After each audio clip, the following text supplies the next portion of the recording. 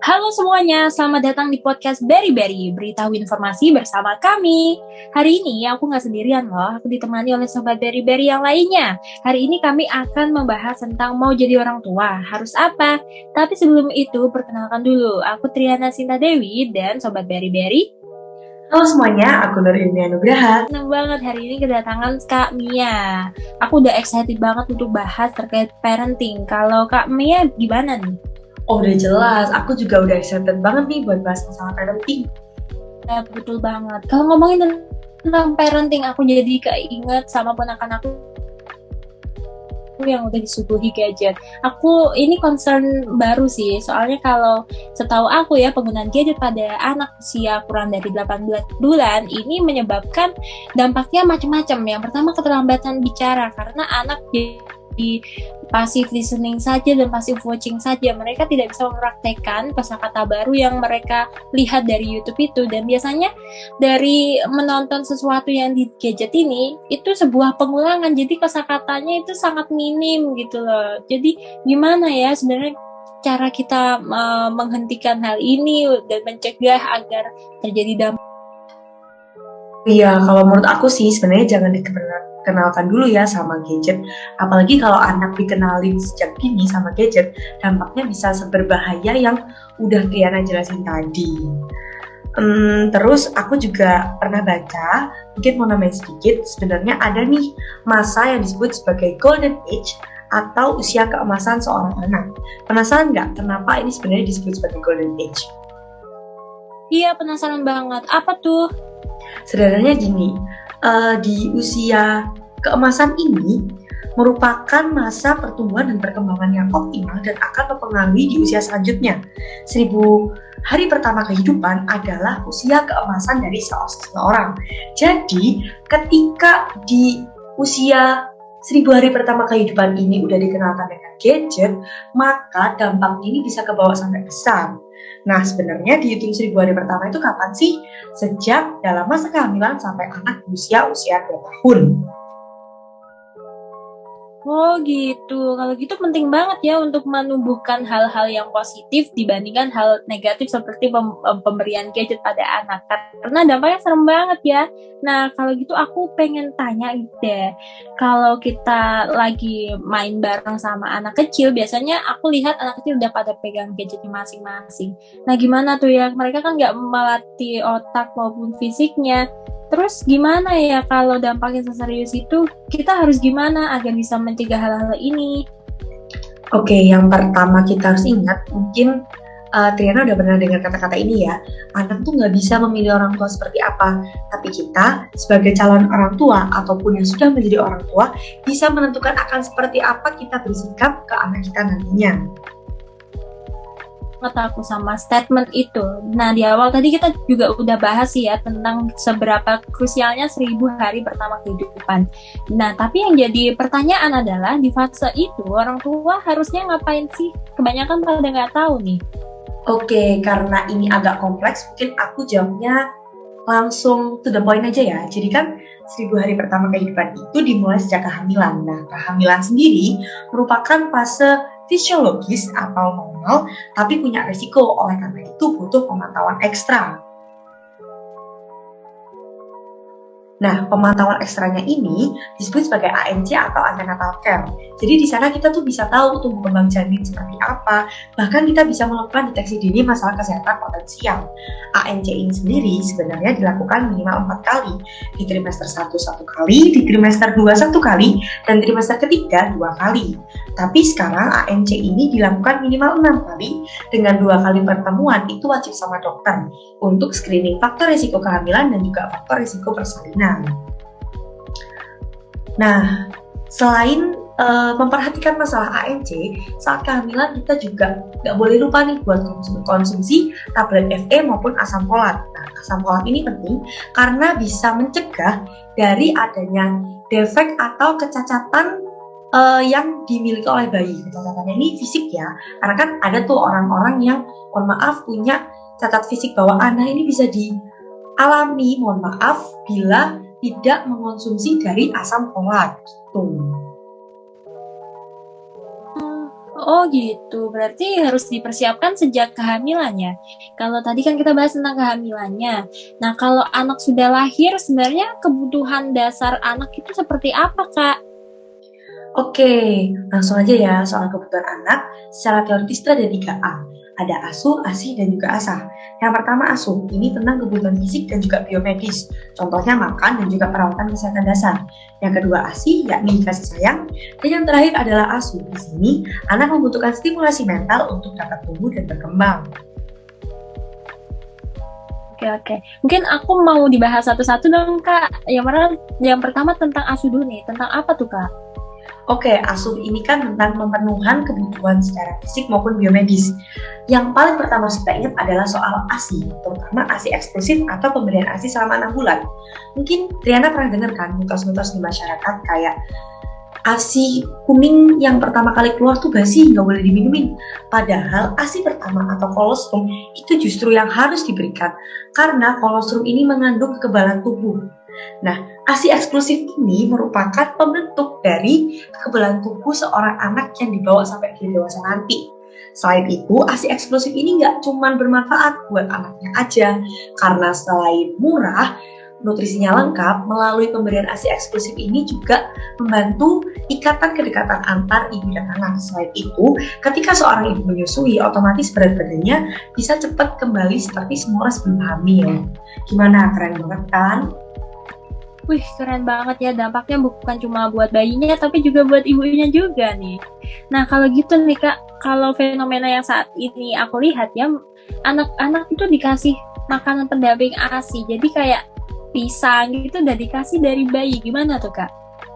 Oke, sebenarnya MPASI ini kita butuhkan. Kenapa? Karena setelah 6 bulan pertama, otomatis kebutuhan kalori dari bayi bertambah. Nggak cukup tuh kalau misalnya cuma diberikan ASI aja, jadi butuh MPASI. Tapi, konsep pemberian MPASI itu tetap harus bertahap, terutama dalam tekstur makanannya. Nggak bisa anak baru usia 2 bulan dimakan pisang. Nah, mulai MPASI ini dari awal ya, misalnya nasinya disaring. Setelah disaring bisa ditim, kemudian bisa dibubur kasar, bubur halus, baru bisa sama dengan makanan keluarga yakni nasi biasa gitu. Oh gitu, oke. Bagus ya, berarti nggak boleh dikasih apa-apa dulu, ASI eksklusif aja dulu, itu udah banyak manfaatnya. Nah Kak, kalau tadi kita bahas tentang asuh, sekarang ASI gimana nih Kak ngasihnya? Oke, ASI ini kan soal kasih sayang ya. Jadi di usia-usia keemasan ini anak cenderung untuk mengingat dan mendengar apapun yang dikatakan maupun divisualisasikan oleh orang tuanya. Ketika sang orang tua ini kebiasaan untuk menanamkan hal-hal baik, kemudian seperti selalu memberikan dukungan, otomatis itu bisa membentuk kepribadian sang anak punya rasa kepercayaan diri yang tinggi. Contoh sesederhana untuk gendong bayi ya. Bayi yang jarang digendong dengan bayi yang sering digendong itu juga beda loh outputnya. Anak yang sering digendong waktu kecil ketika sudah dewasa punya ikatan kedekatan yang lebih kuat kepada orang tuanya. Selain itu dia juga lebih merasa ada di dunia ini. Dia merasa punya value karena sedari kecil dia sudah diyakinkan bahwa dia itu disayangi dengan baik oleh orang tuanya. Oke. Next deh, kalau gitu udah paham nih tentang asuh dan juga ASI. Oke, sebelum masuk ke asah, mungkin untuk pola pikir ini bisa dari pola asuh juga ya. Jadi menurut penelitian Gordon tahun 2002, ada 3 metode pola asuh yang sering digunakan. Pertama, otoriter, jadi apa-apa harus menurut orang tua. Outputnya, anak ini bisa punya perilaku yang agresif dan cenderung tidak mandiri. Kedua, ada tipe atau pola otoratif, di mana orang tua ini sebenarnya masih menuntut anaknya harus ABCDE. Tapi karena dikomunikasikan secara 2 arah, dan juga orang tua ini memberikan sikap hangat serta kontrol positif, sehingga anak ini lebih bisa jadi seseorang yang mandiri, terus mampu bersosialisasi karena dibiasakan komunikasi 2 arah dan tidak takut gagal. Yang ketiga, permisif atau orang tuanya itu ngikutin apa maunya anak, istilahnya dimanjain. Outputnya anaknya ini masih bergantung ke orang lain dan juga tidak mandiri. Yang paling terakhir adalah penelantaran atau tidak peduli sama sekali. Ketika tidak dipedulikan, seorang anak tumbuh merasa tidak berguna, agresif, bahkan jadi apatis. Disesuaikan juga nih tentang kondisi dari anaknya sendiri. Nah, terus gimana nih Kak kalau pertanyaan yang tadi tentang asah, bagaimana cara mengasahnya Kak? Oke, kalau asah ini ada beberapa ya. Pertama, stimulasi bahasa dan bicara. Jadi untuk mempercepat seseorang anak itu bisa istilahnya kayak ceribis, kita tuh bisa dimulai dengan ngajak anaknya nyanyi, kemudian kita bercerita, mendongeng, itu akan melatih anak untuk mendengar lebih banyak kosakata, dan setelah lebih banyak kosakata, otomatis anak ini bisa lebih aktif berbicara. Selanjutnya yakni stimulasi motorik kasar. Motorik kasar ini berhubungan dengan aktivitas fisik. Kalau sederhananya kita ngajakin anak buat main sepeda roda 3, kemudian kita ngajak anak main lari-lari dan lain sebagainya. Jadi fisiknya ini lebih aktif. Kalau yang selanjutnya adalah motorik halus. Motorik halus ini tentang keseimbangannya anak dan juga gimana anak ini bisa mensinkronkan apa yang ada di pikirannya dan apa yang ditindaklanjuti. Contohnya kita bisa ngajak anak buat melatih konsentrasi dengan menyusun balok gitu kan. Karena kan kalau misalnya kita nggak kebiasa, anak tuh kan nyusunnya asal-asalan aja ya, jadi baloknya mudah roboh. Nah, di situ dibutuhkan koordinasi. Nah, setelah motorik kasar, motorik halus, kita juga butuh namanya stimulasi kemandirian dan juga tingkah laku sosial. Ini di usia 1-3 tahun anak mungkin mulai bisa merasakan ya kapan dia mau ke kamar mandi untuk buang air kecil maupun buang air besar. Nah, di sana kita bisa menerapkan satu metode latihan yakni toilet training. Jadi kita minta anaknya, "Dek, kalau adik mau ke kamar mandi, bilang ya sama bunda." Itu udah termasuk nih sama yang namanya toilet training. Dari situ kita bisa menjadikan anak untuk lebih mandiri dan bisa memahami keinginannya. Selain itu bisa juga kita ajak untuk bermain congklak. Ya, aku nggak tahu lah kalau hal-hal kecil kayak gitu ternyata bisa menumbuhkan hal baru dan juga hal besar ya untuk pengoptimalan anaknya nanti ke depannya dalam pertumbuhan dan juga perkembangannya.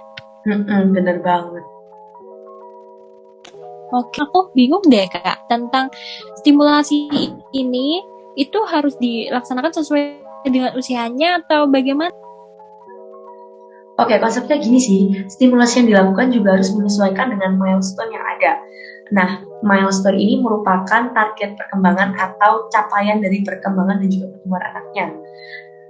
Jadi misalnya harusnya di usia 1 tahun misalnya udah bisa makan makanan keluarga, itu termasuk dari milestone. Tapi andai kata milestone anak ini lebih cepat daripada usianya, ya berarti kita juga harus menyesuaikan kebutuhan selanjutnya. Bukan berarti semua stimulasi harus dilakukan di 1000 hari pertama kehidupan. Karena gini, pasti ada kemampuan yang baru bisa mereka capai setelah 2 tahun. Jadi prinsipnya nggak boleh memaksakan anak untuk distimulasi, harus sesuai dengan kondisi yang ada dan tetap mempertimbangkan target-target tumbuh kembangnya. Atau mungkin misalnya untuk anak-anak yang milestone-nya lebih cepat, itu kita juga bisa nih mengkonsultasikan terlebih dahulu ke dokter anak maupun ke tenaga kesehatan, contohnya bidan. Oh gitu, I see. Kalau gitu, terus stimulasi apa lagi nih Kak yang harus kita perhatikan? Oke, selain stimulasi kita juga perlu membentuk lingkungan yang ideal ya. Jadi lingkungan ini menentukan bagaimana kita bersikap dalam kesehariannya. Oleh karena itu peran orang tua sangat vital dalam membentuk lingkungan untuk mendukung tumbuh kembang anak sehingga dapat menciptakan generasi penerus yang cemerlang. Terus yang paling penting ini berarti kesimpulannya apa nih Kak? Mungkin Kak Mia yang mau menyimpulkan? Oke, kesimpulannya adalah mau jadi orang tua harus apa? Jangan lupa untuk 1000 hari pertama. Itu yang harus diingat. Oke deh, kalau gitu 1000 hari pertama kehidupannya jangan lupa ibu-ibu, bapak-bapak dikasih pengoptimalan yang maksimal untuk generasi yang cemerlang nantinya. Betul ya Kak ya? Betul banget dong. Oke, terima kasih banyak Kak Mia udah mau sharing ilmu dan memberikan informasi yang pastinya bermanfaat untuk orang tua di luar sana. Yang masih bingung nih tentang caranya good parenting, gimana sih cara memulainya, kayak apa dan apa yang harus dilakukan. Tadi udah terbahas semua sih. Oke, kalau gitu terima kasih banyak Kak Mia, dan makasih untuk seluruh pendengar yang sudah mendengarkan podcast kami dari awal hingga akhir. Dan bagi kalian yang masih ingin berdiskusi atau sharing masalah parenting, boleh banget komen di kolom komentar loh. See you! Mau tahu informasi? Ingat podcast Berry Berry.